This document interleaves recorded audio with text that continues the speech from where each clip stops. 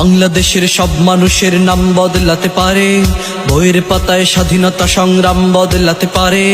বঙ্গোপসাগরের পানি সব যেতে পারে শুকিয়েও, গোটা রাজধানী কেড়ে নিতে পারে বুড়ি গঙ্গার ঢেউ। সুন্দরবন কেটে হতে পারে ইটের ভাটার লাকড়ি, শিল্পপতিরা দেউলিয়া হয়ে খুঁজতে পারেন চাকরি। চোর গুন্ডারা পেয়ে যেতে পারে মন্ত্রীর মর্যাদা, আইনের ফাঁকে কালো টাকা সব হয়ে যেতে পারে সাদা।